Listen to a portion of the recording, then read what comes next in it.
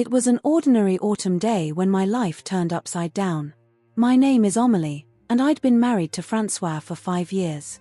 We led a quiet life in our Paris apartment, enjoying our privacy and our well-established routine. That day, on my way home from work, I had no idea that our equilibrium was about to be upset. François was waiting for me in the living room, looking preoccupied. "Darling, we need to talk," he said as soon as I crossed the threshold. I sensed immediately that something was wrong. I sat down next to him, worried. "My mother called today," he began. She hasn't been well since Dad died." I nodded sympathetically. The death of my father-in-law, 3 months earlier, had been a shock to the whole family, especially to Marguerite, my mother-in-law. François took a deep breath before continuing. "She's very lonely in her big house. She suggested she'd like to come and live with us." I was speechless for a few seconds, trying to digest this information. "Live with us? Here, in our apartment?" I asked, incredulous. François nodded. "I know it's sudden, but she's really in trouble. She's having trouble managing the house on her own, and I think being closer to us would do her good." I stood up, starting to pace around the living room. Our apartment wasn't small, but it certainly wasn't designed for 3 adults. More importantly, I loved our life together, our privacy. The idea of having my mother-in-law constantly present made me uncomfortable. "François, I understand that your mother is going through a difficult time," I began gently, "but are you sure this is the best solution? Aren't there other options to consider?" I saw her face twitch slightly. "What other options, Amélie? This is my mother. She needs us." I took a deep breath, trying to gather my thoughts. "I know, and I want to help him too. But living together, it's a big change. It would affect our whole daily life. Our intimacy, our routine." François rose to his feet, visibly frustrated. "Do you only think of our comfort? My mother is alone, she's suffering." I recoiled, surprised by his accusatory tone. "That's not what I mean, François. Of course I care about your mother. But this is a big decision that affects both of us. We shouldn't take it lightly." We spent the next few hours debating, sometimes calmly, sometimes more animatedly. François insisted that it was our duty to help his mother, while I tried to express my concerns about the impact this would have on our relationship. Finally, exhausted, I said, "Look, François, I understand your point of view.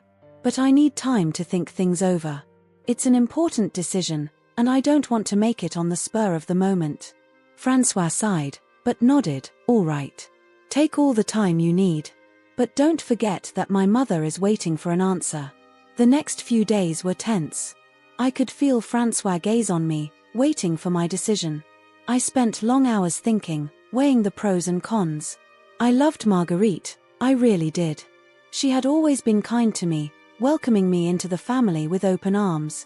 But the idea of sharing our daily space with her made me uncomfortable. A week after the initial proposal, I made my decision. With a heavy heart, I approached François, who was reading in the living room. "I've been doing a lot of thinking," I began. He looked up from his book, attentive. "I understand that your mother is going through a difficult time, and I want to help her. But I don't think living with us is the best solution." I saw his face break down, but I continued before he could interrupt me. "It's not that I don't want to help her, but I think there are other ways to do it. Maybe we could help him find a smaller apartment near us, or hire someone to help him around the house." François remained silent for a long moment. When he finally spoke, his voice was cold. "I see. You've made up your mind. François, please understand me. It's nothing against your mother. It's just that." He raised his hand to interrupt me. "No, I get it. You prefer your comfort to the help my mother needs. That's clear." His words hurt me deeply. "It's not fair, François. I'm trying to find a solution that works for everyone." But he didn't seem to be listening. He stood up abruptly, grabbed his keys and left the apartment without another word. I stood there, stunned, not knowing what to do. It was the first time I'd seen François react this way. We'd had disagreements before, of course, but he'd never been so cold, so distant. The days that followed were difficult. Francois was distant, spending more time at work and on the phone with his mother. When he was at home, he barely spoke, responding in monosyllables to my attempts at conversation. I began to doubt my decision. Had I been selfish? Should I have accepted the proposal for the good of the family? But every time I imagined living with my mother-in-law, I felt a ball of anxiety form in my stomach.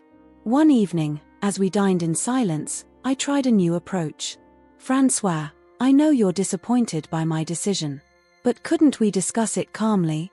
Find a compromise? He looked up from his plate, his gaze hard. Compromise? My mother needs help, Amélie. It's not something you can negotiate. I felt tears welling up in my eyes. I want to help him too, Francois. But I think there are other ways to do it without completely disrupting our lives. He shook his head, pushing his plate away. You don't understand. This is my family. What about me? I asked softly. Aren't I your family too? He didn't answer, simply rising from the table and leaving the room. I was left alone, wondering how it had come to this. The weeks that followed were an ordeal. The man I had married, the one who laughed with me, who stood by me through thick and thin, seemed to have disappeared. In his place was this cold, distant stranger. I began to wonder if I'd really made the right decision.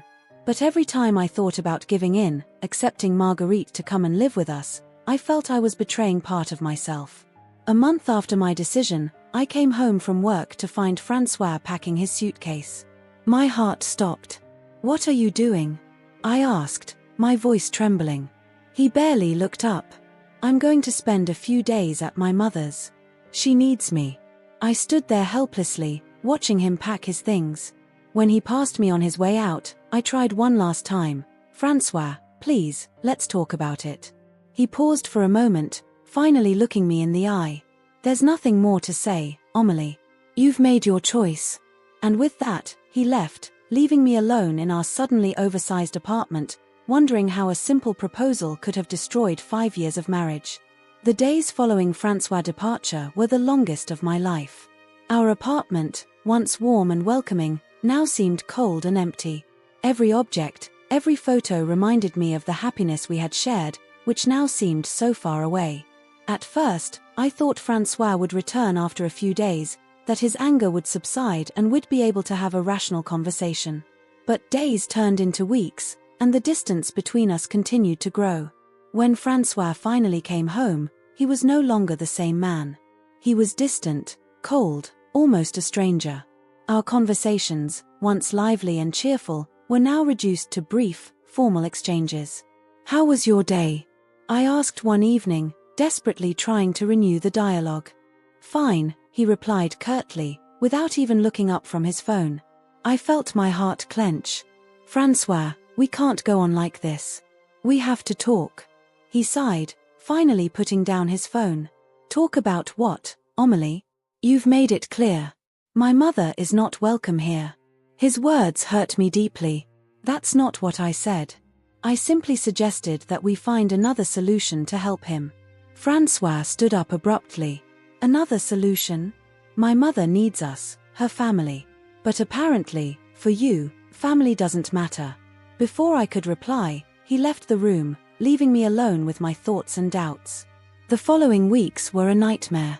Francois spent more and more time at work, coming home late at night and leaving early in the morning. When he was at home, he was constantly on the phone with his mother, speaking in a low voice as if he didn't want me to hear. One evening, as I was preparing dinner, I heard Francois talking in the bedroom. His voice was low, but I could make out the tension in his tone. Yes, Mom, I know. No, she hasn't changed her mind. I don't know what to do. My heart sank. I knew the situation was difficult for him too, torn between his mother and me. But I couldn't help feeling angry and frustrated. Why couldn't he understand my point of view? As the days passed, the atmosphere at home became more and more stifling. Whenever I tried to broach the subject, Francois would either shut down or find an excuse to leave the apartment. I felt increasingly isolated, as if I were living with a ghost of the man I'd married. One Saturday morning, as I was eating breakfast alone, Francois had already gone shopping. My phone rang. It was Sophie, my best friend. Amelie, how are you? I haven't heard from you in weeks. I hesitated for a moment, then it all came out at once. I told her everything: Marguerite's proposal, my decision, Francois' reaction, the unbearable tension at home. "Oh, my darling," Sophie said softly when I'd finished. "Why didn't you say something earlier?" I didn't know what to say, I admitted. I felt like it was all my fault. "Amelie, listen to me," Sophie said firmly. "You've done nothing wrong. You're entitled to your opinion and your limits. Francois should understand that." His words comforted me, but didn't solve the problem. When I hung up, I felt a little less alone, but just as lost as ever. That evening, Francois came home earlier than usual. I decided to try a new approach. "Francois," I began gently, "I know the situation is difficult for you too. Perhaps we could try to find a solution together? Something that would suit everyone?" He gave me a long look, and for a brief moment I thought I saw a glimmer of hope in his eyes. But it quickly disappeared, replaced by the coldness to which I had unfortunately become accustomed. "There's no quick fix, Amelie," he said finally. "My mother needs help, and you don't want her to come here. It's as simple as that." I felt frustration rising inside me. "It's not that simple, Francois.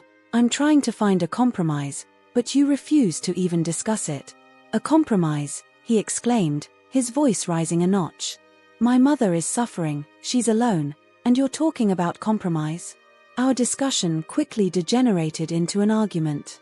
Harsh words were exchanged, accusations hurled. When Francois slammed the door to our bedroom, it seemed to me that our marriage was crumbling a little more each day. The days that followed were a fog of tension and silence. Francois spent more and more time away from home, and when he was there, it was as if an invisible wall separated us. I began to wonder if I'd really made the right decision. Maybe I should have let Marguerite come and live with us. But every time the thought crossed my mind, I felt a lump form in my stomach. It wasn't just a question of comfort or intimacy. It was also a question of limits, of mutual respect in our relationship. One evening, as I was coming home from work, I found Francois packing his suitcase. My heart stopped. "What are you doing?" I asked, my voice trembling. He looked up at me, his face closed. "I'm going to spend a few days at my mother's. She's not well." I stood there helplessly, watching him pack his things. When he passed me on his way out, I tried one last time. "Francois, please don't go like this. We can discuss it." He paused for a moment, finally looking me in the eye. "There's nothing more to discuss, Amelie. You've made your choice, I've made mine." And with that, he left, leaving me alone in our suddenly oversized apartment. The days that followed were a whirlwind of emotions. I went from anger to sadness, from regret to frustration. I constantly wondered if I'd made the right choice, if I'd been selfish, if I should have given in. One evening, as I was distractedly watching TV, my phone vibrated. It was a message from Francois. "I'm staying with my mother for a few more days. She needs me." I stared at the screen, tears in my eyes. Was that it? "No, I miss you. No, I'll talk to you soon." Just cold, distant information. That night, I cried myself to sleep, clutching her pillow to me, breathing in her scent that was already beginning to fade. Days passed, turning into weeks. Francois came back to the apartment from time to time, but it was like living with a stranger. Our conversations were limited to banalities and practical information. The man I'd married, the one who'd made me laugh, who'd stood by me through thick and thin, seemed to have disappeared. I began to withdraw into myself. I went out less and declined invitations from friends. How could I explain to them that my marriage was falling apart because of a decision that seemed so reasonable? One day, on my way home from work, I found a letter from Marguerite in the mailbox. My heart sank as I recognized her elegant handwriting. Apprehensively, I opened it. "My dear Amelie, I hope this letter finds you in good health. I know that the current situation is difficult for everyone. I just wanted to say that I understand your position. Francois explained your reservations, and I don't blame you. Life as a threesome isn't always easy, and I respect your need for space and privacy. I'm sorry if my proposal has caused tension between you. I didn't mean to. I love my son, And I love you too, Amelie. You're my family, and your happiness is important to me. Perhaps we could discuss this together, calmly. I'm sure there's a solution that would suit everyone. With all my love, Marguerite. I reread the letter several times, tears welling up in my eyes. Marguerite's kindness and understanding touched me deeply, but they also made me feel even more guilty. How could we have let things get so out of hand? That night, lying in our oversized bed, I thought long and hard. About our marriage, our future, my values. I wondered if I'd been too rigid, too selfish. But I also knew that my feelings were valid, that I was entitled to my own limits. The next morning, I made a decision. I couldn't go on like this. I had to talk to Francois, have a real conversation, honest and open. No matter what the outcome, we couldn't stay in this situation of unspoken resentment. I grabbed my phone, heart pounding, and dialed Francois' number. As the tone sounded, I prayed that he would pick up, that he would agree to talk to me. I had the impression that our future depended on this call. The phone rang several times before Francois picked it up. His voice was distant, almost cold. Amelie, what is it? I took a deep breath. Francois, we need to talk. Really talk. Not just exchange small talk. We can't go on like this. There was a long silence on the other end of the line. For a moment, I thought he was going to hang up. But finally, he sighed. Okay. I'll be home tonight. The day passed slowly, each minute seeming to stretch on forever. I was nervous, anxious, but also hopeful. Maybe this conversation would finally unblock the situation. When Francois returned that evening, the atmosphere was tense. We sat in the living room, face to face, like two strangers. I'm listening, he said, crossing his arms. I took a deep breath. Francois, I know the situation with your mother is difficult. I understand that you want to help her. But I don't think you understand my point of view. I've received a letter from Marguerite. Suddenly, Francois' face changed. A gleam of panic passed through his eyes. A letter? What did it say? Her reaction surprised me. She was very understanding, actually. She suggested we all discuss it together. Francois stood up abruptly, pacing up and down the living room. He seemed agitated, almost nervous. You don't understand, Amelie. It's not that simple. Then explain it to me, I insisted. Because right now, I feel like you're hiding something from me.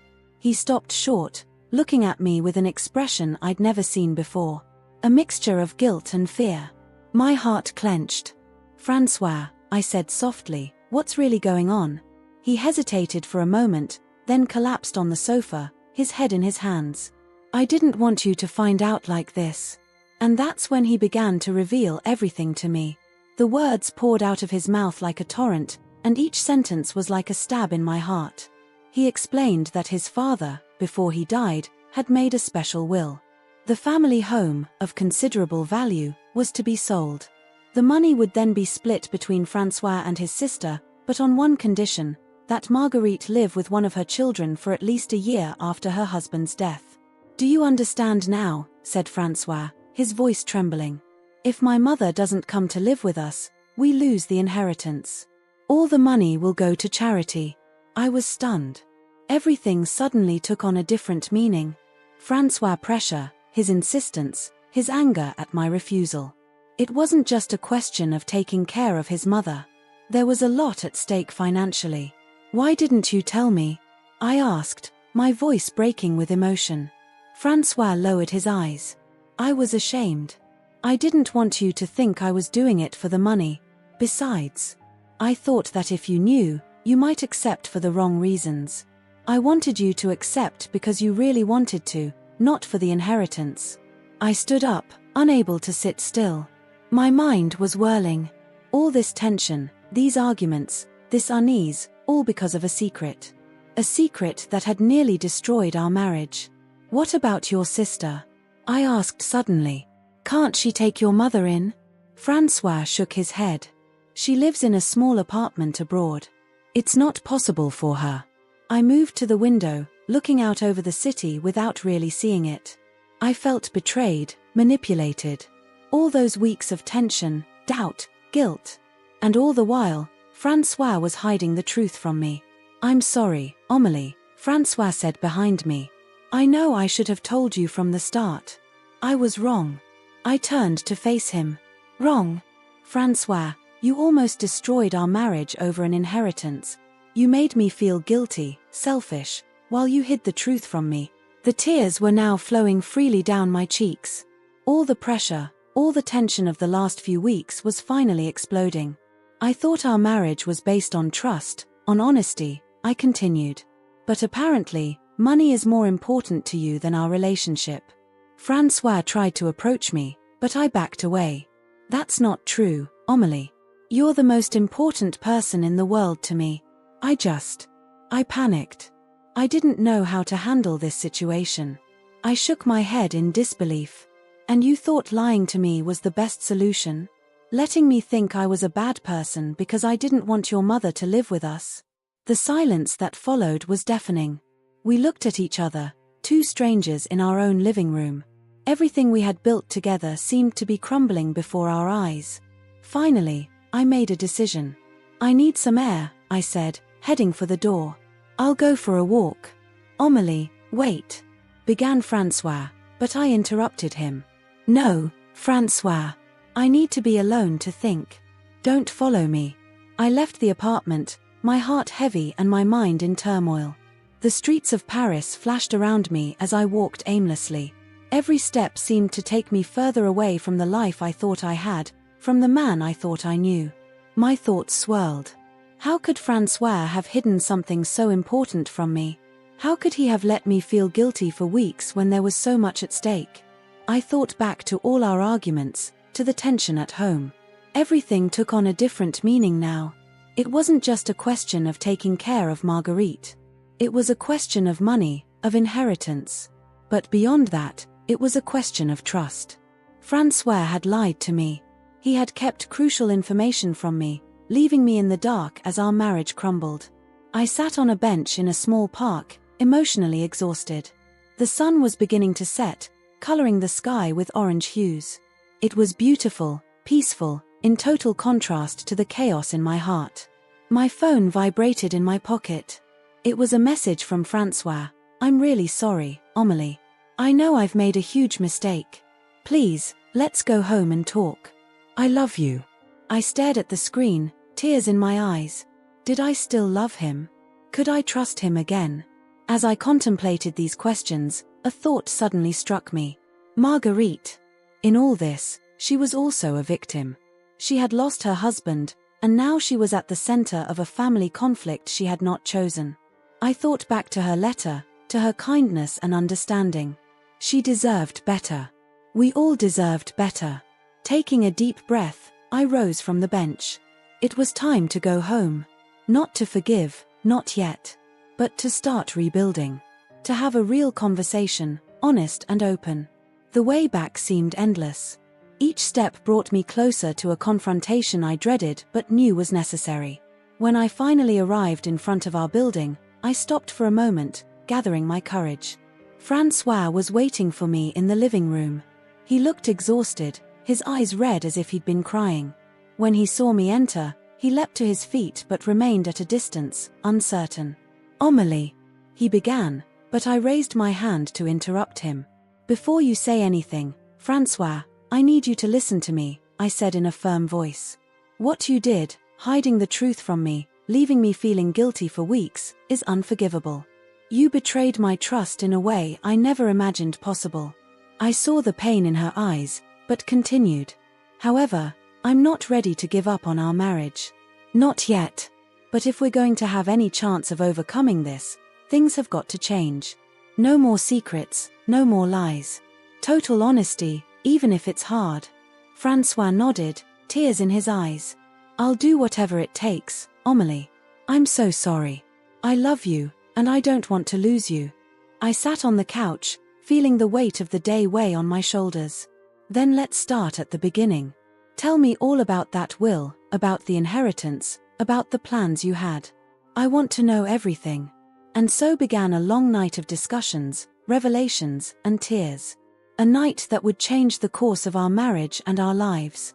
The days that followed our conversation were like an emotional roller coaster. Francois and I had spent that night talking, crying, trying to understand how we'd come to this point. But despite the brutal honesty of our exchanges, I felt that part of me was still on guard. Trust, once broken, is difficult to rebuild. One morning, as I was preparing breakfast, Francois came into the kitchen, looking determined. "Amélie," he said softly, "I think it's time we talk to my mother. Together." I felt my stomach knot. The idea of confronting Marguerite terrified me, but I knew he was right. We couldn't keep avoiding the subject. "Okay," I replied after a moment's hesitation. "But I want it to be an honest conversation. No more secrets, no more things left unsaid." Francois nodded, relieved. "I promise." We decided to invite Marguerite to dinner at our place the following weekend. The days leading up to the meeting were tense. I spent hours thinking about what I would say, how I would express my feelings without hurting anyone. Saturday evening arrived too quickly for my liking. When the doorbell rang, my heart leapt in my chest. Francois opened the door, and I heard Marguerite's sweet voice in the hallway. "Bonsoir, ma chérie," she said, embracing me. Her familiar scent enveloped me, bringing back happier memories. "Thank you for inviting me." We settled into the living room, an awkward silence hovering over us. Francois served aperitifs, his hands trembling slightly as he filled the glasses. "Maman," he finally began, "we need to talk about something important." Marguerite looked at us in turn, her face twitching slightly. "I take it this is about my proposal to come and live with you." I took a deep breath. "In part, yes. But there's more to it than that." And so began a conversation that would change the course of our lives. Francois explained to his mother that I was now aware of his father's will and the terms of the inheritance. Marguerite's face went from surprise to shame. "Oh, my dears," she said softly, "I'm so sorry. I never meant to be a burden or a source of conflict to you." I felt tears welling up in my eyes. "Marguerite, you're not a burden. It's just that this situation is complicated." We spent the next few hours talking openly, sharing our fears, hopes and frustrations. Marguerite explained that she was lonely in her big house, but didn't want to impose her presence. "I like my independence," she admitted, "but the idea of growing old alone terrifies me." I understood her point of view, and for the first time, I really put myself in her shoes. Losing her husband, facing an empty house, worrying about the future. It wasn't easy. Francois, for his part, expressed his guilt at having kept the inheritance a secret. "I thought I was doing the right thing," he said, his voice breaking. "But I almost destroyed everything." As the evening wore on, I felt something change inside me. The anger and frustration I'd felt over the last few weeks was beginning to fade, replaced by a deeper understanding of the situation. Around midnight, emotionally exhausted but relieved to have finally put everything on the table, we decided to go to bed. Marguerite stayed in our guest room, and Francois and I found ourselves alone in our bedroom. "That went well, didn't it?" he asked softly, sitting down on the edge of the bed. I nodded, sitting down next to him. "Better than I expected.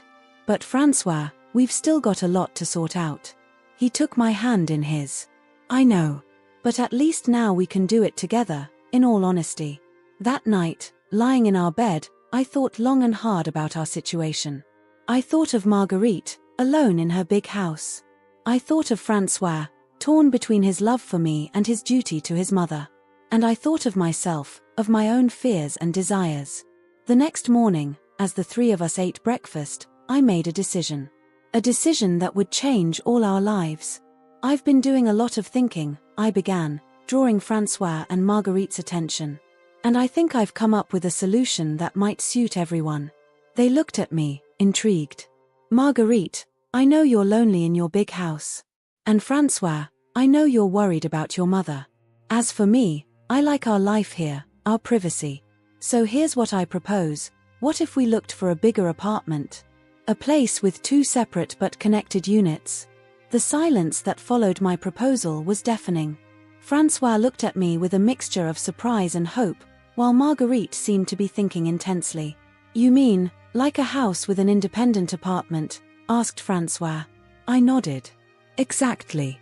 That way, Marguerite would have her own space, but would be close to us. We could dine together whenever we wished, but each would also have our privacy. Marguerite took my hand in hers. My darling, that's a wonderful idea. But are you sure? I don't want to upset your life. I shook her hand in return. Marguerite, you're part of our family. And families support each other. It won't always be easy, but I think it could work. Francois stood up and came to hug us both. I don't know what to say, he murmured, his voice full of emotion. Thank you, Amélie. Thank you for being so understanding. The weeks that followed were a whirlwind of activity. We started looking for the perfect property, visiting houses and apartments all over Paris. It wasn't easy to find exactly what we were looking for, but we were determined. Meanwhile, Francois and I were working hard to rebuild our relationship. The wounds caused by his lies wouldn't heal overnight, but every honest conversation, every moment of shared vulnerability brought us a little closer. One evening, as we were returning from a particularly promising visit, Francois suddenly stopped in the middle of the living room. Amélie, he said softly, I know I've let you down, that I've betrayed your trust. But I want you to know how grateful I am for everything you're doing. You've taken a difficult situation and turned it into something beautiful. I felt tears welling up in my eyes. Francois, it's not easy. I still have moments of doubt, moments when I wonder if we're making the right choice. But I know one thing, I love you. And I want this to work. He pulled me into his arms, hugging me tightly. I love you too, Amélie. I love you more than anything. And I promise I'll spend the rest of my life earning your trust. Finally, after months of searching, we found the perfect property. A beautiful house with a separate apartment on the first floor. Moving day arrived, and as we packed up our belongings, I couldn't help but feel a mixture of excitement and apprehension. Marguerite, who was helping us pack, approached me with a small box. My darling, she said softly, I wanted to give you this. I opened the box to discover a beautiful silver bracelet. It was my grandmother's, Marguerite explained. She gave it to me on my wedding day, telling me that true love requires courage and compassion. I think you embody those qualities, Amélie. With tears in my eyes, I embraced Marguerite. Thank you, I murmured. For everything. That evening, as we settled into our new home, Francois, Marguerite, and I shared a dinner on the terrace. As I looked at the two people sitting next to me, I realized that despite all the difficulties, despite the lies and secrets, we had managed to create something beautiful. It wasn't the life I'd imagined, but it was a life filled with love, understanding and growth. And as the sun set on our new life, I knew we'd made the right decision. The months that followed our move were a period of adjustment and learning for all of us. Living close to Marguerite while maintaining our independence proved to be more of a challenge than I had imagined. There were tense moments, misunderstandings, and sometimes I wondered if we'd made the right decision. One morning, as I was having my coffee on the shared terrace, Marguerite joined me. I could sense that she had something to tell me. Amélie, darling, she began softly, I know this isn't always easy. I wanted to thank you for your patience and kindness. I looked at her, surprised by her frankness. Marguerite, it's normal. We're a family. She took my hand in hers. Yes, we are. And that's why I think it's time for me to see a therapist. Grieving for your stepfather. I realize I never really got over it. That conversation was a turning point. Seeing Marguerite take the initiative to work on herself inspired me to do the same. I decided to start therapy, not only to deal with the changes in my life, but also to work on the broken trust in my marriage. The therapy sessions were difficult at first. Talking about my feelings, my fears, my anger towards Francois was not easy. But as the weeks went by, I began to see things differently. I understood that my strength lay not in the absence of vulnerability, but in my ability to face adversity. One evening, after a particularly intense session, I returned home to find Francois waiting for me with a candlelit dinner. What's all this? I asked, surprised. He walked over to me, taking my hands in his. I wanted to show you how proud I am of you, Amélie. I see all the effort you put in, all the work you do on yourself. You're the strongest woman I know. Her words touched me deeply. For the first time in a long time, I felt we were really moving forward together, in the same direction. Alongside the therapy, I decided to reconnect with my friends. I had neglected many relationships during the difficult period of our marriage, and it was time to rebuild those ties. I started by calling Sophie, my best friend. When she picked up, her voice was mixed with surprise and joy. "Omalie, it's been so long." We spent hours on the phone, making up for lost time. I told her everything: the difficulties with Francois, the situation with Marguerite, our new living arrangement. She listened without judgment, offering me her unconditional support. "You know," she said at the end of our conversation, "I'm impressed by your strength, Omalie. Many would have given up in the face of all these challenges." His words resonated with me long after we'd hung up. Was I really strong? Or just stubborn? These questions accompanied me as I began to rediscover my own identity. I had spent so much time concentrating on my role as wife and daughter-in-law that I had almost forgotten who I was as an individual. I decided to take up painting again, a passion I'd abandoned years before. Each brushstroke on canvas was like an affirmation of my identity, my desires, my dreams. One Saturday afternoon, as I was painting on the terrace, Marguerite silently approached. "It's beautiful," she said, admiring my work. "You have a real talent, Omalie." I thanked her, touched by her compliment. We stood there in silence, looking at the landscape I'd created on the canvas. It was a peaceful scene, a garden in bloom bathed in golden light. "You know," Marguerite finally said, "when I lost my husband, I thought I'd never find beauty in this world again. But seeing you paint, seeing the way you capture light and life, it reminds me that beauty is always there, if we know where to look." Her words touched me deeply. I realized then that this process of healing, of rediscovery, was not mine alone. We were all growing, changing, learning to see the world and ourselves differently. As the weeks passed, I felt a change taking place within me. The anger and resentment I had felt towards Francois began to fade, replaced by a deeper understanding and renewed compassion. One evening, as we strolled hand in hand through a park near our home, Francois suddenly stopped. "Omalie," he said, his voice trembling slightly, "I know these last few months have been difficult. But I want you to know that I've fallen in love with you all over again. This new, stronger, more confident version of you." I looked at him, surprised by his confession. "Francois," he continued, "I know I've made mistakes that could have cost us our marriage.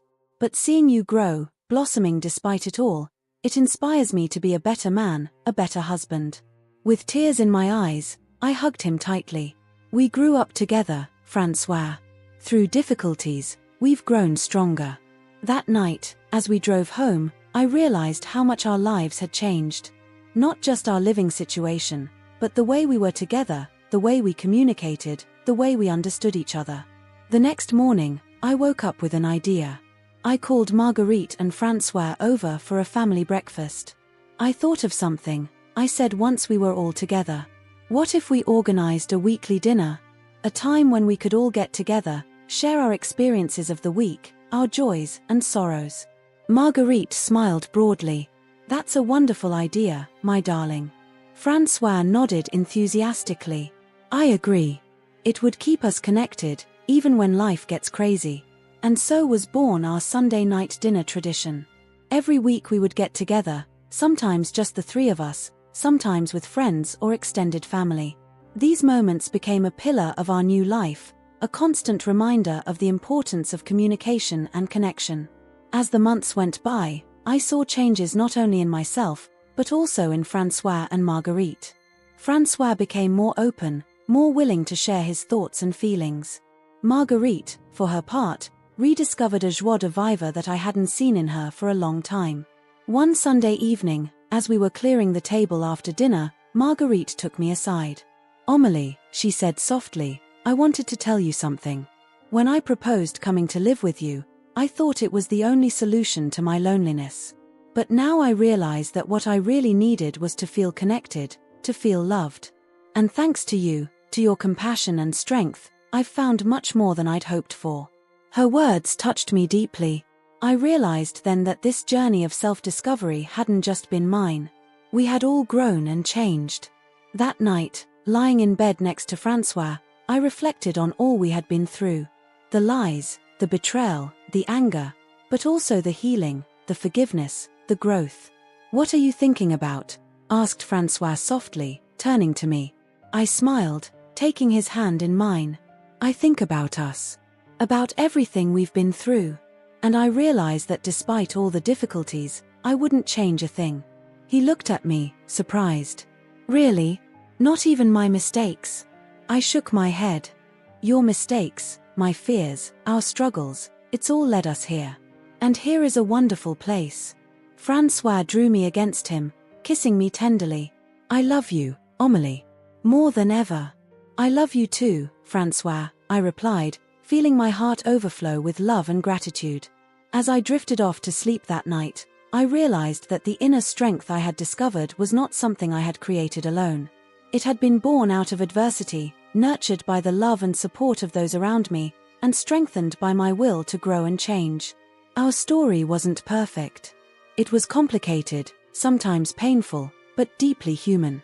And that's precisely what made her beautiful.